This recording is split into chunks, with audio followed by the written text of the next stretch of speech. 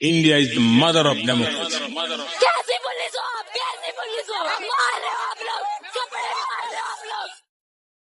अरे तो लेडी को भी कमन्ना थोड़ी नहीं मारोगे, यूनिफॉर्म के अपनी गौ से मारोगे। इस देश को संभाल लेना, वरना 75 साल बाद कोई गंवार इसको धर्म के नाम पर बांट देगा। 20 जुलाई सुबह के 4:40 पर जंतर मंतर पर प्रोटेस्ट कर रहे कुछ लोग आसपास का माहौल देखने के लिए बाहर निकलते हैं कि तभी रास्ते पर उन्हें अचानक एक टूटी फूटी वैन खड़ी हुई दिखती है। ये वैन पहले यहाँ नहीं थी, मानो ऐसा लगा कि इसे जानबूझकर तोड़ फोड़ कर इसी हालत में खड़ा किया गया। दूसरी तरफ जंतर मंतर के बाहर अचानक से कुछ लोगों को पत्थरों से भरे हुए ट्रक खड़े हुए मिलते हैं। भाई ये जो गाड़ी देख रहे हैं आप, इसमें पत्थर आए हुए हैं, ईंटें आई हुई हैं।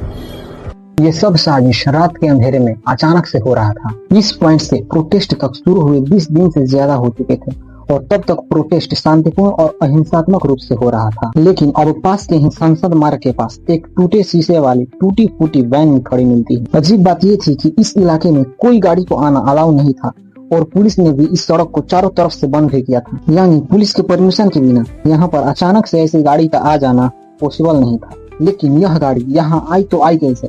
समझदार लोग इसके पीछे का राज समझ चुके थे कि आगे क्या होने वाला है। इस गाड़ी पर प्रोटेस्टर्स ने एक नोट्स लिखकर छोड़ दिया जिस पर लिखा था, यह प्रशासन के द्वारा आंदोलन को बदनाम करने के लिए प्लांट किया गया था। इसी रात को दोस्तों दिल्ली पुलिस जंतर मंतर से सारे बैरिकेड्स और सिक्योरिटी हटा देती है।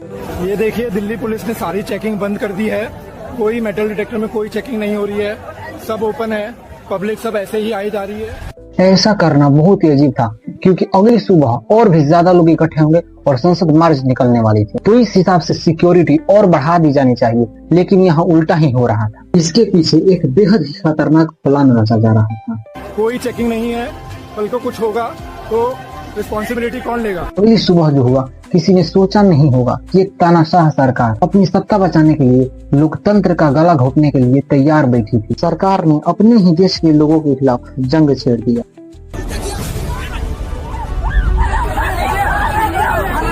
अच्छा अंदर अभी और मारेंगे, ऐसा धमकी दे रहे हैं। ये Democracy is one of our sacred and shared values. सरकार ने देश के यूथ को बर्बाद करने के लिए किस तरह प्लान रचा, इसे समझने के लिए हमें थोड़ा पीछे जाना होगा। 20 जून 2026 वो दिन था जब बीजेपी जंतर मंतर पर प्रदर्शन करती है। मांग सिर्फ एक थी, शिक्षा मंत्री धर्मेंद्र प्रधान का इस्तीफा। 1,51,000 मेडिकल सीट था, वो आज बढ़ के 1,08,000 मेडिकल सीट हो गए। सीट भी हमने बढ़ाया। कोई भी आप जरूरत ना करे इस भारत में बच्चों के भविष्य के साथ खेलें या नीट अखबार को लीक करने की ताकत रखें। करीब 8 दिन बाद 28 जून 2026 को सोनम वांगचुक भी जंतर मंतर पहुँचते हैं और बच्चों के भविष्य को बचाने के लिए अनशन पर बैठ जाते हैं। भारत माता की।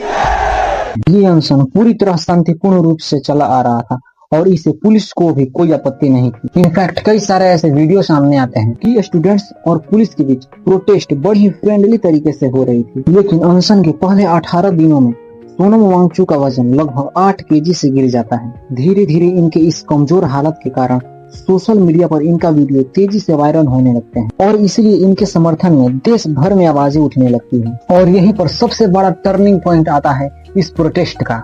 17 जुलाई 2026 होम मिनिस्टर अमित शाह अचानक से दिल्ली पुलिस कमिश्नर सतीश गोलचा को उनके पोस्ट से हटा देते हैं। यह बड़ा ही सरप्राइजिंग था क्योंकि कुछ ही महीनों बाद अप्रैल 2027 में वो ऐसे ही रिटायर होने वाले थे। लेकिन यहाँ पर उन्हें अचानक हटा दिया जाता है। आखिर क्यों? शायद वो इस बात से नाराज थे कि प्रोटेस्ट कितना शांतिपूर्ण तरीके से चल रहा था और यहाँ पर कोई भी हिंसात्मक कार्य नहीं हुआ और जनता में समर्थन बढ़ता जा रहा और इनके जगह पर IPS अनुराग कुमार को लाया जाता है। 18 जुलाई को सुबह 6:30 बजे जब जंतर मंतर पर सबसे कम भीड़ रहती है और एक ऐसे समय पर जब अभिजीत दीप के पास के ही गेस्ट हाउस में नहाने गए थे, उसी समय अचानक से दर्जनों पुलिस वाले और RAF के जवान स्टेज पर चढ़ जाते हैं और सफेद सीट से ढककर सोनम वांगचुक को एक एम्बुलेंस में किडनैप कर ले जाते हैं। उन्हें जबरदस्ती उठाकर दिल्ली के सफदरजंग हॉस्पिटल में भर्ती कराया जाता है। सोनम वांगचुक को दिल्ली पुलिस ने जंतर मंतर से अनशन के 21वें दिन जबरन उठाया है और वो दिल्ली के सफदरजंग अस्पताल वहां उन्हें ले गई है।